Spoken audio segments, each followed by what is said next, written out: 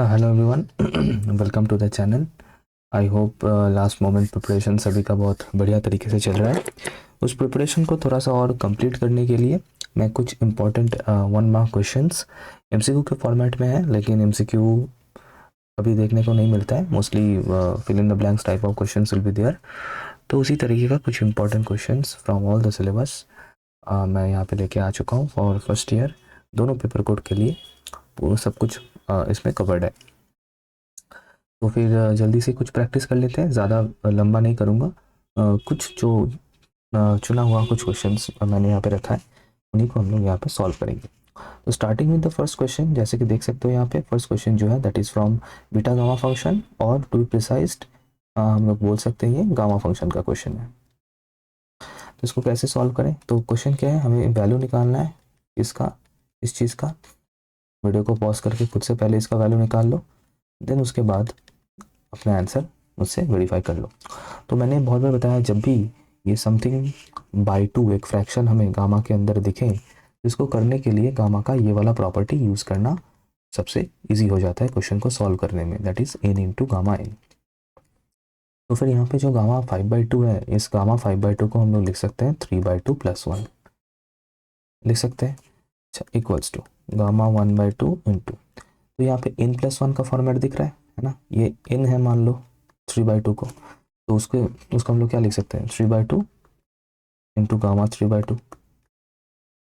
फिर से इस 3/2 को फिर से मैं लिख सकता हूँ, फिर से इस 3/2 को मैं लिख सकता हूँ 1/2 + 1, फिर से सेम फॉर्मेट। तो फिर से ये बनेगा गामा 1/2 इंटू 3/2 पहले से था, इंटू 1/2 गामा 1/2। बस सर, इसको 1/2 तक ही हमें ब्रेक करना है, उसके आगे नहीं करना है।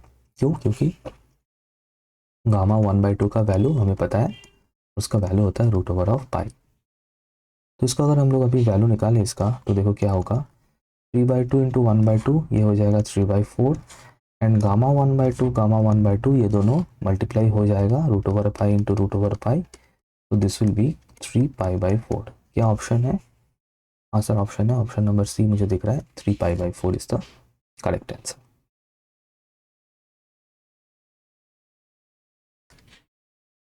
नेक्स्ट क्वेश्चन देख लेते हैं, integration 0 to infinity e⁻⁻x² dx, इसका वैल्यू निकालना है।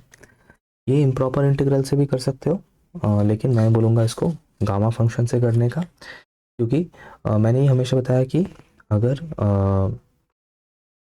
इंटीग्रेशन का लिमिट 0 टू इन्फिनिटी दिखे, एंड फंक्शन में जिसको इंटीग्रेशन करना है उसमें अगर मुझे ई दिखे, तो उसमें हम लोग गामा फंक्शन ही यूज़ करना प्रेफर करेंगे।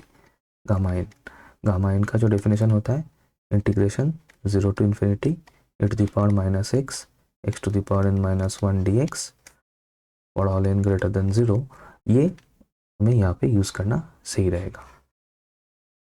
ठीक है, ये मैंने मार्क कर दिया। So to solve this what we have to do, ये -x² जो दिख रहा है ना, इस x² को हमें सब्स्टिट्यूट करना है, क्योंकि गामा फंक्शन का ये डेफिनेशन नोट करना, यहाँ पे e के पावर में मुझे एग्जैक्टली लीनियर टर्म चाहिए, जो भी वेरिएबल हो, what ever variable t x y what ever, तो वो लीनियर होना चाहिए, उसका कोई पावर 2 3 4 5 कुछ नहीं होना चाहिए। तो उसी को लाने के लिए हमें यहाँ पे सब्स्टिट्यूशन देना होगा, that is will take x² equals to z। तो इसको अगर डिफरेंशिएट कर दे तो मुझे 2x dx equals to dz दिख रहा है। एंड नॉट ओनली दैट, अगर हम लोग लिमिट भी चेंज कर लें x से z में, तो देखो x से z में अगर लिमिट चेंज कर दे, तो x का लिमिट है 0 एंड इन्फिनिटी, तो जब x इक्वल्स टू 0 होगा तब z भी 0 होगा, एंड जब x इक्वल्स टू इन्फिनिटी होगा, इन्फिनिटी का स्क्वायर इन्फिनिटी ही होगा। तो ये जो अगर मैं पूरा भी चेंज कर दूँ इन टर्म्स ऑफ z, तो ये बन जाएगा e⁻−z। अच्छा, अब देखो dx के जगह पे क्या आएगा, थोड़ा सा इसके आगे का कैलकुलेशन समझना नीचे यहाँ पे। तो मैं ds को लिख सकता हूँ 1/2 1/x dz, मतलब ये जो 2x था, 2x को मैंने राइट हैंड साइड में dz के नीचे लगा दिया है कुछ इस तरीके से, इक्वल्स टू 1/2x। अच्छा, एक काम करते हैं, देखो अब जो है ये x² जो है, ये x² से मुझे x क्या मिल जाएगा, √z मिल जाएगा। तो ये जो 1/x था इसकी जगह पे हम लोग लिख सकते हैं 1/√z dz लिख सकते हैं। अच्छा, अब एक चीज़ और बताओ, ये √z मतलब क्या? √z मतलब z⁴1/2, राइट? अरे हाँ, z⁴1/2। तो इससे हम लोग लिख सकते हैं 1/z⁴1/2 dz। ये z⁴1/2 जब ऊपर जाएगा तो क्या हो जाएगा? 1/2 z⁻⁻1/2 dz। तो अब हम लोग यहाँ पे रेडी हैं dx का वैल्यू लिखने के लिए, सो हम लिखेंगे 1/2 z⁻⁻1/2 dz। ये जो 1/2 है इसको, ये कांस्टेंट है, इंटीग्रेशन के बाहर चला जाएगा, सो मुझे यहाँ पे मिलेगा z⁻⁻1/2 dz। अब गामा फंक्शन में इसको सजाने के लिए ये जो पावर है, x का पावर x हो, z हो, t हो, वटेवर, उसका जो पावर है उसको मुझे n-1 के फॉर्मेट में लिखना है, तब जाके मैं गामा उसमें लगा सकता हूँ। तो अब मेरे पास यहाँ पे है -12, इस -12 को मुझे लिखना है n-1 के फॉर्मेट में। तो n क्या लेना होगा इन दैट केस, है ना? यहाँ पे कंटिन्यू करता हूँ उसके बाद साइड में थोड़ा सा। अच्छा, तो अगर अच्छा यहीं पे कर देता हूँ, ठीक है। तो यहाँ पे मुझे मिल जाएगा इसके बाद equals to half 0 to infinity e⁻−z z⁻1 - नहीं, तो इसको हम, अच्छा सॉरी, अच्छा इसको तो ऐसे लिखना है क्या, n-1। तो एक काम करते हैं, तो आ, क्या करना है, क्या सोच रहा हूँ मैं, मुझे चाहिए इन, दिमाग फंबल हो गया। और अगर फंबल हो रहा है एग्ज़ाम में तो इस तरीके से कर लो, n-1 की जगह पे मुझे -12 चाहिए, या फिर -12 को मुझे लिखना है n-1 के फॉर्मेट में, तो यहाँ से n मिल जाएगा। सो n क्या आ जाएगा, 1 - ½ दैट इज़ 1/2। तो मैं इसको लिख सकता हूँ, हाँ अब ठीक है, 1/2 - 1 dz। तो ये मेरा बन गया गामा ऑफ 1/2। अब गामा 1/, अच्छा और बाहर एक 1/2 पहले से था, तो गामा 1/2 का वैल्यू होता है √π/2।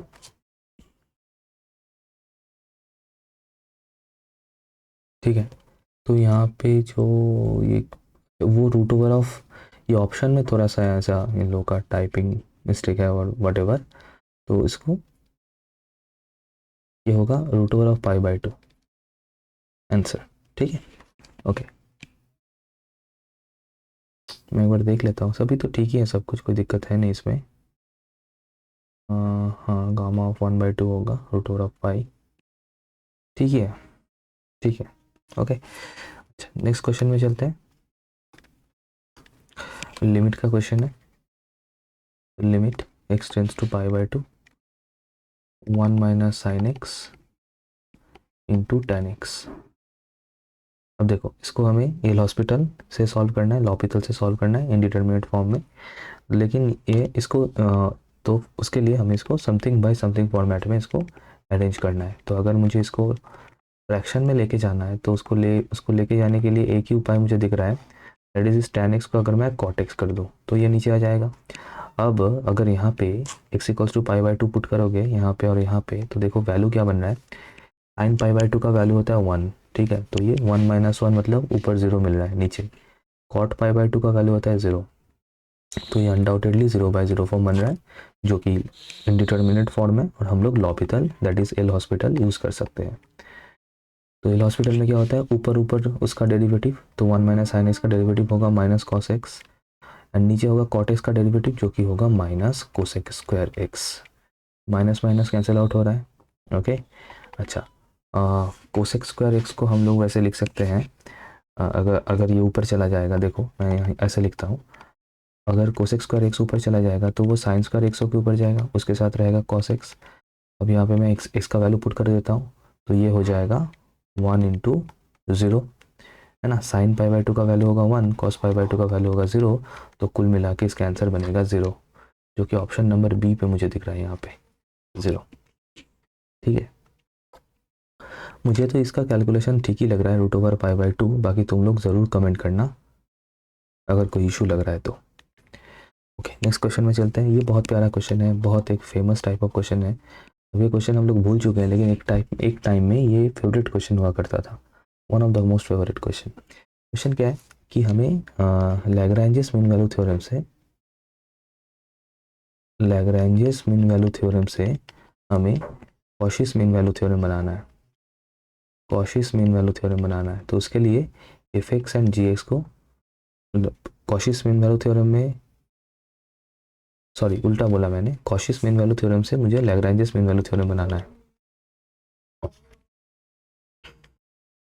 ठीक है, कॉशीस मीन वैल्यू थ्योरम से लैग्रेंजेस मीन वैल्यू थ्योरम बनाना है। तो उसके लिए पूछ रहा है कि जी एक्स को हम क्या ले, मैं बताता हूँ, रुक जाओ।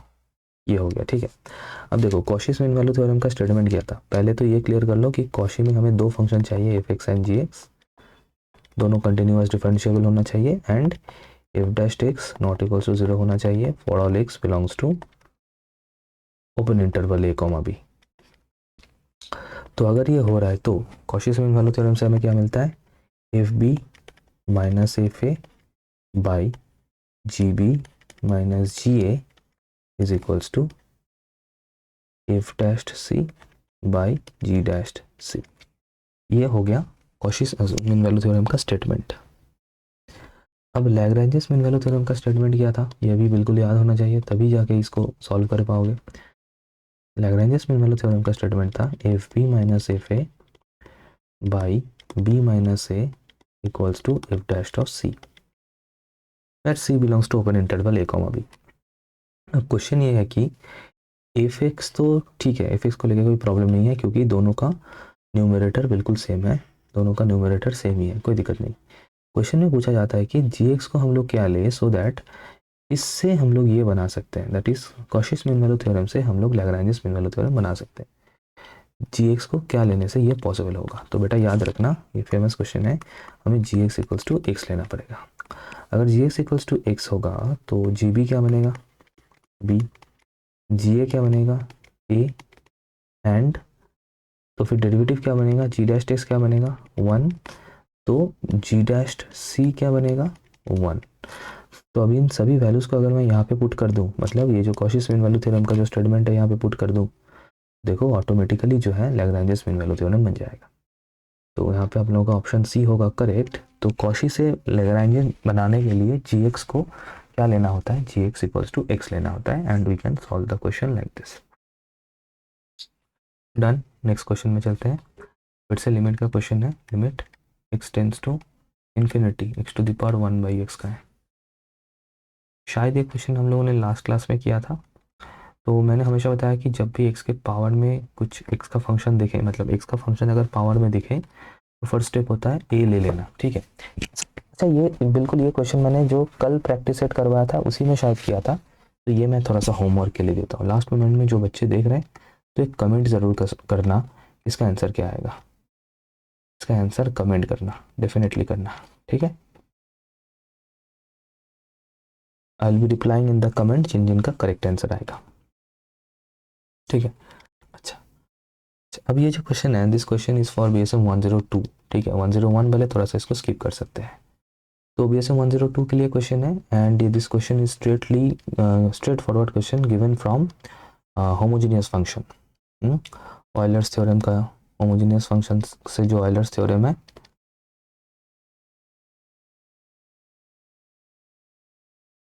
उसका क्वेश्चन है ये, ठीक है, ओके। तो इसको सॉल्व करने के लिए जो चीज़ हमें करना है दैट इज, पहले हमें एफ, ये जो फंक्शन गिवन है यहाँ पे, दैट इज मैं लिख लेता हूँ F of x Y equals to x cube 3xy² plus Y cube plus x square. इसमें से पहले हमें F T X F T Y निकाल लेना है, मतलब एक्स को टी एक्स से रिप्लेस करना है, वाई को टी वाई से रिप्लेस करना है। तो क्या बनेगा, T cube x cube plus 3tx into T square Y square plus T cube Y cube plus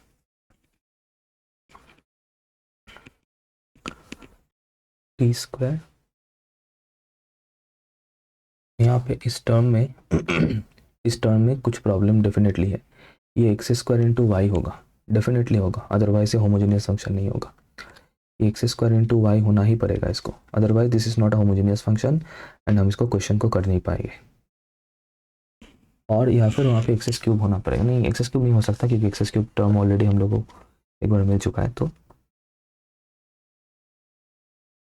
और टी वाई की जगह पे, मतलब वाई की जगह पे आ जाएगा टी वाई। तो देखो टर्म क्या बन रहा है, T cube x cube plus 3 T cube X Y square plus T cube Y cube plus T cube X square Y. फिर इस पूरे टर्म से हम लोग टी क्यूब को कॉमन ले सकते हैं। कॉमन लेने के बाद क्या बचेगा, x cube plus 3xy² plus Y cube plus x square y. Sir ये थर्ड ब्रैकेट के अंदर जो टर्म है this is nothing but f of x y itself. तो देयरफॉर वी कैन राइट, तो हम लोग क्या लिख सकते हैं, f of t x comma t y equals to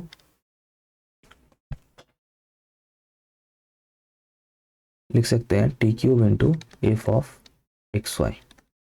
तो which implies that f of x Y is homogeneous function and degree क्या होगा इस होमोजेनियस फंक्शन का, ये जो t का जो पावर होगा that is the degree, that is 3। So therefore by Euler's theorem, Euler's theorem for homogeneous function, Euler's theorem for homogeneous function क्या होगा, x del f del x plus y del f del y is equals to n of f, n of x Y. n क्या है, function का degree जो कि हमें 3 मिला है, so 3 of f of x Y. So this statement is absolutely true, absolutely true.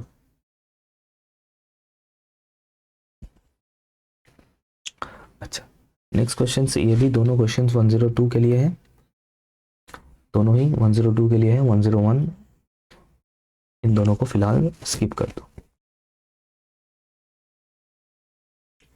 ये भी 102 के लिए है दोनों, मैं तो वापस आऊँगा बाद में, पहले थोड़ा सा और क्वेश्चन कर लें देन उसके ऊपर हम लोग वापस आएंगे। आइगन वैल्यू का क्वेश्चन है, वीडियो को पॉज करके पहले खुद से ट्राई करना ना, then will come to that, then will come to the solution, मतलब फिर उसके बाद तुम लोग अपना सॉल्यूशन वेरीफाई कर लेना। तो ये मैट्रिक्स गिवन है एंड 2 -2 2 1 1 1 1 3 -1, और इस मैट्रिक्स का दो आइगन वैल्यूज क्वेश्चन में गिवन है, two eigen values are given in the question and they are 2, -2। हमें पूछा गया कि थर्ड आइगन वैल्यू क्या होगा। बेटा इसको करने का एक ज़बरदस्त तरीका है, मैं बता देता हूँ, प्रॉपर्टी से हम लोग कर सकते हैं। तो हमें पता है कि sum of the eigen values, sum of eigen values is equals to trace of the matrix. अब ट्रेस क्या है, sum of the principal diagonal, that is equals to 2 + 1 - 1, इसका वैल्यू आएगा 2। ठीक है, मान लो the third eigen value is x, तो फिर अकॉर्डिंग टू दिस प्रॉपर्टी मुझे क्या मिलना चाहिए, अकॉर्डिंग टू दिस प्रॉपर्टी मुझे क्या मिलना चाहिए, सम ऑफ द आइगन वैल्यूज मतलब 2 + -2 + x इक्वल्स टू ट्रेस जो कि 2 मिला है, तो यहाँ से मुझे x इक्वल्स टू मिल जाएगा 2। इसका मतलब इसका जो थर्ड आइगन वैल्यू है उसका आंसर होगा, उसका वैल्यू होगा 2, दैट्स इट। तो कोई ज़रूरत नहीं है पूरा आइगन वैल्यू निकालने का, ऐसे प्रॉपर्टी से ही हम सॉल्व कर सकते हैं। बाय द वे ये दोनों 101 102 दोनों के लिए है eigen value eigen vector, inner product space भी मोस्ट प्रॉब्ली दोनों के लिए है क्योंकि ये नॉर्म का क्वेश्चन है, एक बार देख लेना सिलेबस, देख लेना एक बार। तो यहाँ पे एक वेक्टर गिवन है अल्फा -1 2 3, हमें बोला गया है कि इसका नॉर्म निकालना है। नॉर्म कैसे डिफाइंड होता है, कुछ इस तरीके से नॉर्म को हम लोग डिनोट करते हैं, और नॉर्म का जो कैलकुलेशन होता है that is equals to square root of जो एलिमेंट्स हैं इन एलिमेंट्स का स्क्वायर, दैट इज -1 का स्क्वायर +2 का स्क्वायर +3 का स्क्वायर। तो ये क्या आएगा, विल बी 1 + 4 + 9, दैट इज √14। तो √14 इज द करेक्ट आंसर। ठीक है, इसके ऊपर मैं आ रहा हूँ, थोड़ा सा पीछे चलते हैं, जो क्वेश्चन हम लोगों ने छोड़ दिया था उनको करके आते हैं। तो यहाँ पे ये मल्टीवेरिएट कैलकुलस का क्वेश्चन है for BSM 102 only. x equals to r cos theta, y equals to r sine theta. हमें निकालना है del of r theta by del of x y, Jacobian निकालना है, जैकोबियन का क्वेश्चन है। अच्छा ये निकालना एंड या फिर इसकी जगह पे 1/, ये निकालना, दोनों ही सेम है, सेम। हम लोग ऐसे 1/, कर सकते हैं। ये मैंने क्यों कर लिया, क्योंकि इस इसको इसका वैल्यू निकालना इजी रहेगा। जिस जिस फॉर्म में क्वेश्चन में चीज़ें गिवन है, ये निकालना इजी रहेगा, क्योंकि हमें पता है कि ये जो जैकोबियन मैंने अभी यहाँ पे लिखा है, ये किस तरीके से डिफाइंड होता है। ये कुछ इस तरीके से डिफाइंड होता है, that is del x del r del x del theta del y del r del y del theta equals to. अब देखो एक्स तुम्हारे पास गिवन है, तो इसको इससे हम लोग डेल एक्स डेल आर कर सकते हैं। With respect to r partial derivative करने से मुझे क्या मिलेगा, सिर्फ कॉस थीटा। फिर विथ रिस्पेक्ट टू थीटा अगर करें तो मुझे मिलेगा माइनस आर साइन थीटा। फिर उसके बाद वाई को पकड़ना है, with respect to r partial derivative करना है, तो मुझे मिलेगा साइन थीटा। फिर विथ रिस्पेक्ट टू थीटा अगर पार्शियल डेरिवेटिव कर दूँ तो मुझे मिलेगा आर कॉस थीटा। अब एक्सपांड करना है, तो एक्सपांड करने से क्या मिलेगा, मैं ऊपर लिख रहा हूँ, that is this into this r cos square theta plus r sine square theta. R common ले सकते हो, ब्रैकेट के अंदर क्या रहेगा, cos square theta plus sine square theta, इसका वैल्यू होता है 1। सो आर इंटू 1 मतलब इसका आंसर आ रहा है आर। लेकिन लेकिन लेकिन फाइनली मुझे 1/, करना है, इसका मतलब the answer of this will be 1/r। I hope clear है। एक और क्वेश्चन करते हैं, ये भी 102 के लिए ही है ना, 101 वाले स्किप कर सकते हैं। तो एक एफ वेक्टर गिवन है and that is defined as x plus 3y into i cap plus y minus 2z into j cap plus x plus t z into k cap. और क्वेश्चन में given है कि ये सॉलिनॉइडल है। तो अगर ये वेक्टर सॉलिनॉइडल है तो अकॉर्डिंग टू द डेफिनेशन हमें पता होना चाहिए कि इसका डाइवर्जेंस का वैल्यू 0 है। डाइवर्जेंस मतलब I cap into del del x plus j cap into del del y plus k cap into del del z के साथ डॉट प्रोडक्ट होगा किसका, ये जो पूरा ये जो वेक्टर है इसका। तो डॉट प्रोडक्ट करने से हमें क्या मिलेगा, and that is equals to 0। Dot product करने से हमें क्या मिलेगा, आई कैप के साथ आई कैप वाला टर्म का मल्टीप्लिकेशन। सो हमें क्या मिलेगा, समझना, लॉजिकली समझना है। यहाँ पे हमें मिलेगा डेल डेल एक्स ऑफ ये आई का coefficient that is x plus 3y। अब अगर x प्लस 3y को मैं with respect to x partial derivative करूँगा तो मुझे क्या मिलेगा 1, क्योंकि ये जो 3y वाला टर्म है इसका derivative with respect to x partially 0 होगा। सिमिलरली इसका डेरिवेटिव होगा विद रिस्पेक्ट टू y, तो मुझे वहाँ से मिल जाएगा 1। एंड इस टर्म का डेरिवेटिव होगा from with respect to z, तो मुझे वहाँ से मिल जाएगा t and this is equals to 0। तो t का वैल्यू क्या दिख रहा है सर, -2। क्या -2 ऑप्शन है, हाँ sir, option number b is there, that is -2 is the correct answer. ठीक है, एक और क्वेश्चन करते हैं। Again this is from multivariate calculus and for BSM 102 only. दोनों क्वेश्चन इस पेज में जो दो क्वेश्चन है दोनों ही q equals to x cube plus Y cube divided by x square plus y square. ठीक है, पहले तो इसका होमोजेनियस फंक्शन चेक करना है। तो टेक्निक वही है ना, मतलब ये u मतलब मान लो ये है u of x comma y, तो मुझे करना है u of t x comma t y. तो यहाँ पे होगा t cube x cube t cube Y cube divided by t square x square t square Y square. T cube ऊपर common जा सकता है और नीचे से टी कॉमन हो सकता है, मतलब इस टी स्क्वायर को अगर मैं कॉमन लेके बाहर करूँगा तो स्क्वायर रूट के बाहर जब वो आएगा वो टी होके बाहर आएगा। तो बचेगा क्या यहाँ पे, x cube plus Y cube divided by square root of x square plus y square. Sir ये तो एफ ऑफ एक्स वाई है, तो मुझे मिल रहा है t square into f of x y. तो इसका मतलब, सॉरी एफ नहीं, u of x y, sorry. तो इसका मतलब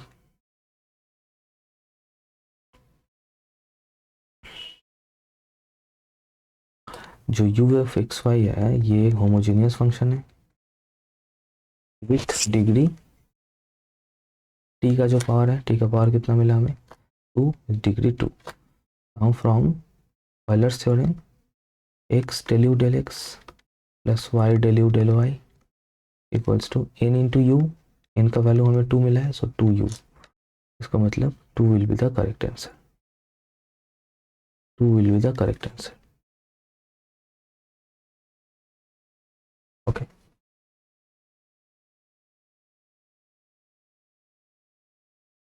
नेक्स्ट क्वेश्चन। अच्छा ये वाला क्वेश्चन, ये सिर्फ एक जस्ट एक टर्म लिखना है, पीरियड पूछा गया है, ये मैं होमवर्क के लिए देता हूँ। इसका आंसर ज़रूर कमेंट में बताना थोड़ा सा रिसर्च करके कि cos 2 पाई एक्स का पीरियड क्या होगा, what will be the period.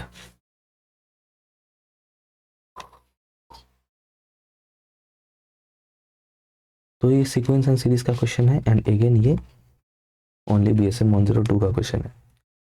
अच्छा ठीक है, 101 थोड़ा सा कर लेते हैं फिर 102 पे वापस आएंगे। बहुत क्वेश्चंस मैंने यहाँ पे रखा है चलो कर लेते हैं, कोई दिक्कत नहीं। अच्छा अब ये जो क्वेश्चन है दिस इज़ फॉर एक्चुअल में ये 101 102 दोनों के ही आ सकता है सिलेबस में। लीनियर डिपेंडेंस जो है ये मैट्रिक्स का पार्ट हो सकता है जो हम लोग रैंक से सॉल्व कर सकते हैं, लेकिन हम यहाँ पे डिटर्मिनेंट से सॉल्व करेंगे क्योंकि गिवन है ये डिटर्मिनेंट सॉरी ये 3 वेक्टर डिपेंडेंट है और ये 1 मार्क का क्वेश्चन है। तो मैंने जिस तरीके से बताया था वेक्टर्स को हमें कलम में लिख लेना है कुछ इस तरीके से एंड उसके बाद इस कलम को इक्वल्स टू 0 कर देना है। क्यों 0 करना है, क्योंकि लीनियरली डिपेंडेंट गिवन है क्वेश्चन में। अब इसको एक्सपांड करना है, तो इसको अगर मैं एक्सपांड कर दूं तो मुझे तो दिख रहा है पहले 0, फिर के रेस्पेक्ट में मुझे दिख रहा है 1 - 2 इक्वल्स टू 0। तो इसका मतलब के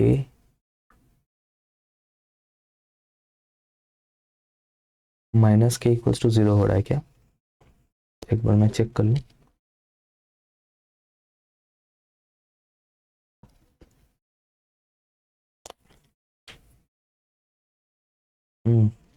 के इक्वल्स टू 0 आ रहा है, होगा, ऑप्शन तो है वैसे, कोई दिक्कत नहीं है इसमें। तो लिनियरली डिपेंडेंट होगा अगर के इक्वल्स टू 0 होगा तो। फिर से लिनियरली डिपेंडेंट इंडिपेंडेंट का क्वेश्चन है। अब मज़ेदार बात यह है कि इसमें टोटल 4 वेक्टर्स है। ओके कोई बात नहीं, एक काम करता, देखो यहाँ पे मैंने वेक्टर्स को कलम में लिखा है, कोई बच्चा अगर चाहता है तो रो में भी लिख सकता था तो भी उसका सेम आंसर आता, कोई दिक्कत नहीं। तो यहाँ पे टोटल 4 वेक्टर्स है, अभी मैं रो में लिख रहा हूँ वेक्टर्स को।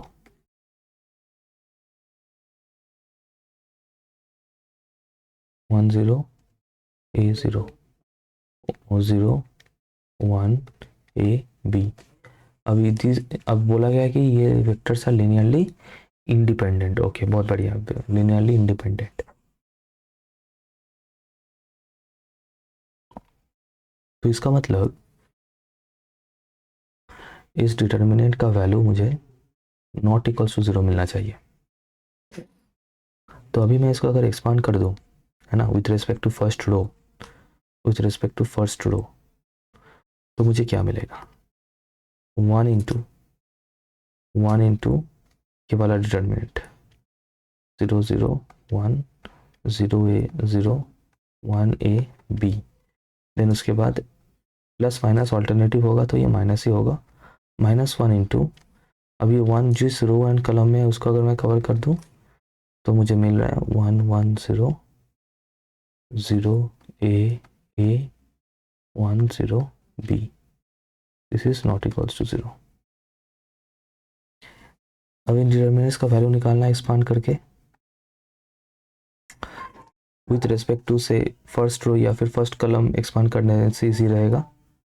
तो suppose with respect to first row में एक्सपांड कर देता हूँ तो ये मिल जाएगा -A माइनस, और यहाँ से क्या मिलेगा with respect to first row अगर एक्सपांड कर दूँ तो एक तो ये भी दिख रहा है, दूसरा -A दिख रहा है, नॉट इक्वल्स टू 0।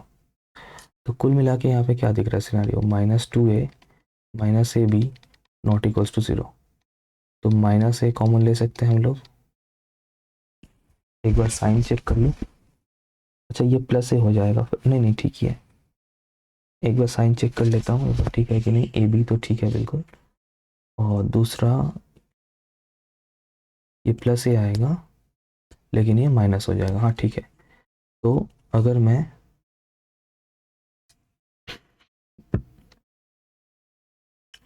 माइनस ए को कॉमन ले लूँ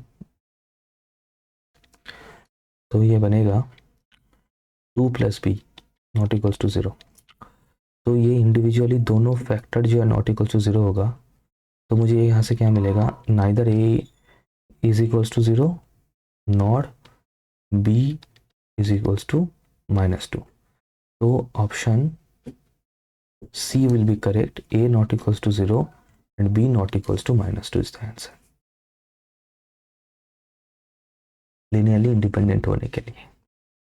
ठीक है, चलो जब थोड़ा सा वो वाला क्वेश्चन करके आते हैं। तो ये सीक्वेंस सीरीज का जो क्वेश्चन था, तो ये सीक्वेंस का क्वेश्चन है।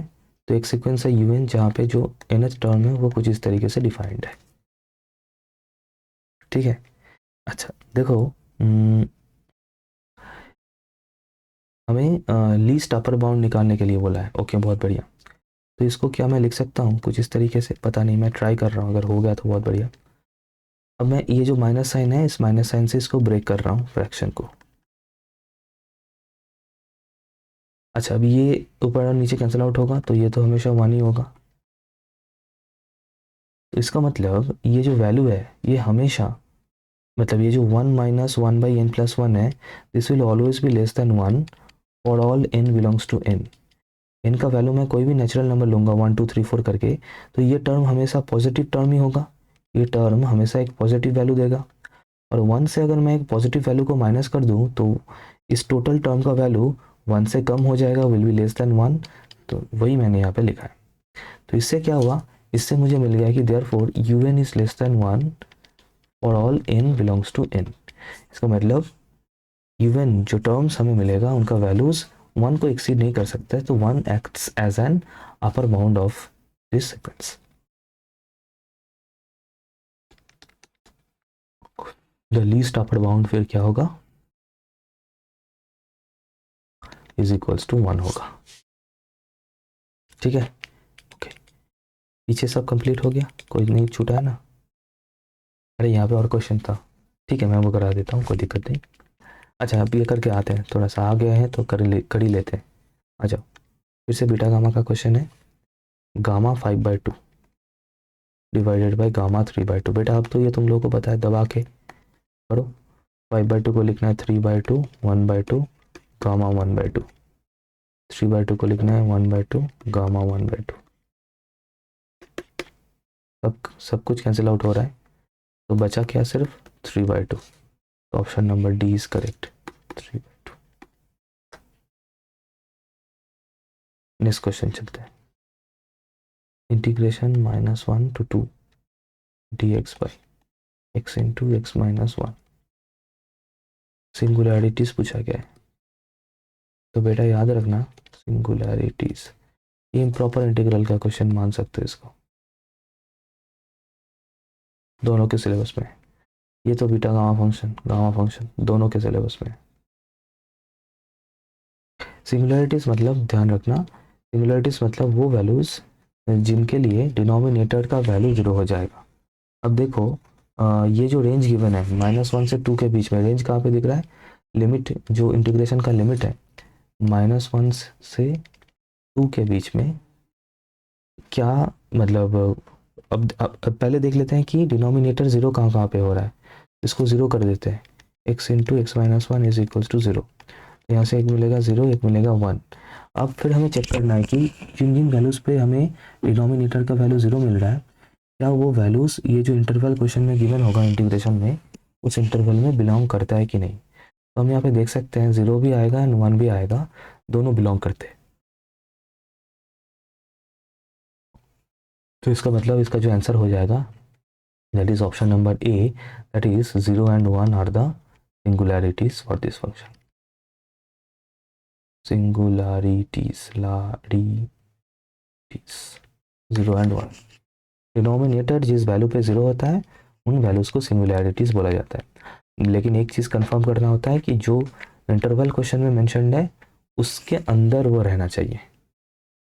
अच्छा, अब ये जो लीनियर ट्रांसफॉर्मेशन का क्वेश्चन है, ये 101 का क्वेश्चन है, 102 वाले इसको स्किप कर सकते हैं। तो टी फंक्शन डिफाइंड है, t of x1 x2 is equals to x1 comma x2। क्या करना है, कर्नेल निकालना है। तो let alpha equals to x comma y belongs to kernel कर टी। तो टी अल्फा क्या होगा, t alpha will be theta. Theta क्या है, theta is the rather theta dashed is the null vector of the codomain set. यहाँ में codomain क्या है, are cube is the codomain. इसका मतलब t of x Y is equals to 0,0। T of x y किस तरीके से defined है according to the question, that is x comma y equals to 0,0, right. Compare करने से क्या मिल रहा है, x equals to 0, y equals to 0। इसका मतलब कर्नेल सेट में सिर्फ एक ही वेक्टर है, दैट इज अल्फा से ही तो हम लोग ने स्टार्ट किया था, अल्फा बिलोंग्स टू कर्नेल करके, और अल्फा का वैल्यू मुझे 0,0 मिल गया। इसका मतलब कर्नेल सेट में सिर्फ और सिर्फ एक ही वेक्टर प्रेजेंट है, that is the null vector only. अच्छा, ये बेसिकली एक प्रॉपर्टी है, the solution of the system of equation with n linear equation. मतलब मान लो 1 2 3 करके समथिंग करके total n number of equations है, एन नंबर ऑफ इक्वेशंस है, and unknowns that is variable वो भी एन नंबर है। बोल रहा है कि the solution of this system will be unique if and only if. याद रखना, यूनिक सॉल्यूशन मिलने के लिए determinant of a not equals to 0 होना पड़ेगा। जो जो ऑप्शंस गिवन है इनमें से option number D will be the correct one, that is the coefficient determinant जो है, ये क्या है यहाँ पे, कोएफिशिएंट डिटर्मिनेंट। तो ये कोएफिशिएंट डिटर्मिनेंट का value non zero, coefficient matrix rather, coefficient determinant का वैल्यू नॉन जीरो होना चाहिए, तब जाके सिस्टम ऑफ इक्वेशन कंसिस्टेंट होगा और हमें सॉल्यूशन मिलेगा। तो इन चारों ऑप्शन में से not equals to 0 will be the correct answer. अच्छा, नेक्स्ट क्वेश्चन है, एक मैट्रिक्स गिवन है, ए मैट्रिक्स 1/√2 -1/√2 1/√2 1/√2, ऑर्थोगोनल होगा, सिमेट्रिक होगा, क्या लगता है? तो नल मैट्रिक्स तो नहीं होगा ना, नल मैट्रिक्स होता अगर सभी एलिमेंट्स जो है 0 होता मैट्रिक्स का, ये तो नहीं हो सकता। आइडेम्पोटेंट, अच्छा ऑर्थोगोनल से स्टार्ट करते हैं। सिमेट्रिक भी तो नहीं दिख रहा है, अगर सिमेट्रिक होता तो ये एलिमेंट एंड ये एलिमेंट को सेम होना पड़ता, लेकिन यहाँ पे दोनों में साइन का डिफरेंस है, इसका मतलब सिमेट्रिक भी नहीं होगा। आइदर ऑर्थोगोनल होगा या फिर आइडेम्पोटेंट। ऑर्थोगोनल चेक करने के लिए मुझे इसका ट्रांसपोज करना है। ट्रांसपोज क्या बन जाएगा, first row will be the first column, second row will be the second column, इसके साथ ए मैट्रिक्स का मल्टीप्लिकेशन,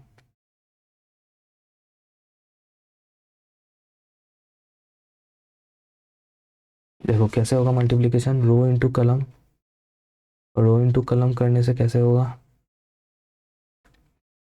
देखो 1/√2 इंटू 1/√2, इसका मतलब 1/2 हो गया, 1/√2 इंटू 1/√2, तो ये भी 1/2 हो गया। नेक्स्ट 1/√2 इंटू -1/√2, मतलब ये -1/2 हो गया, 1/√2 तो +1/2 हो गया। इसको अगर सिंप्लीफाई करोगे, है ना, इसको अगर सिंप्लीफाई करोगे तो देखना क्या आएगा, 1,0,0,1, इसका मतलब जो कि आइडेंटिटी मैट्रिक्स है। और हमें पता है कि अगर A into A transpose equals to A transpose into A equals to I आ रहा है, तो हम उस मैट्रिक्स को ऑर्थोगोनल मैट्रिक्स बोलते हैं। So which implies that A is orthogonal.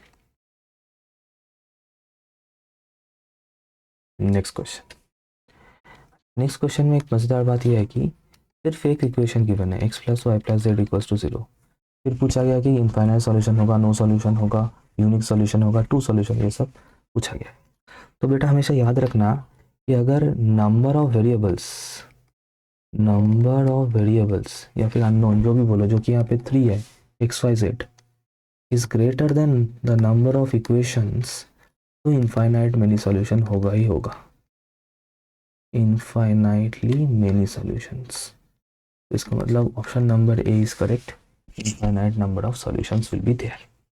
ये दोनों के सिलेबस में है, BSM 101 और 102 दोनों के सिलेबस में है ये दोनों क्वेश्चंस। लास्ट करते हैं, है ना, ये वाला। अच्छा नॉर्म, अच्छा ये तो ऑलरेडी हम लोगों ने कर लिया नॉर्म है। ये वाला क्वेश्चन करते हैं, eigen value of a matrix, नहीं जीरो। अच्छा बोल रहा है कि अगर कोई एक मैट्रिक्स है मान लो, और उसका एक आइगन वैल्यू,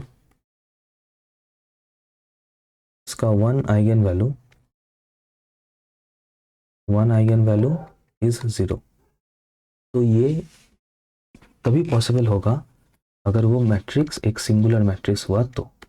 अब सिंगुलर मैट्रिक्स मतलब उस मैट्रिक्स का कॉरेस्पॉन्डिंग डिटर्मिनेंट अगर जीरो हुआ तो, क्योंकि बेटा हमें पता है कि मैट्रिक्स का determinant is equals to product of the eigen values, product of the eigen values. अब अगर एक आइगन वैल्यू जीरो हो गया तो product of the eigen value भी जीरो हो जाएगा, इसका मतलब डिटर्मिनेंट जीरो हो जाएगा। डिटर्मिनेंट जीरो होगा तो उस मैट्रिक्स को हम लोग सिंगुलर मैट्रिक्स बोलते हैं। तो आई होप ये लास्ट मोमेंट्स कुछ MCQs तुम लोगों को लास्ट मोमेंट प्रिपरेशन में थोड़ा बहुत और हेल्प करेगा, ग्रुप ए में कॉन्फिडेंस मिलेगा। और अगर अच्छा लग रहा है, चैनल से समझ में आ रहा है, कुछ हेल्प हो रहा है, तो डेफिनेटली एक लाइक ज़रूर करना। एंड जो रिविजन्स है, जो फार्मूला शीट है, उनको रिवाइज कर लेना लास्ट मोमेंट के लिए, और अच्छे से प्रैक्टिस करके जाना। सभी का एग्ज़ाम बहुत बढ़िया होगा। एंड इस वीडियो के लिए इतना ही एवरीवन, मिलते हैं नेक्स्ट वीडियो में।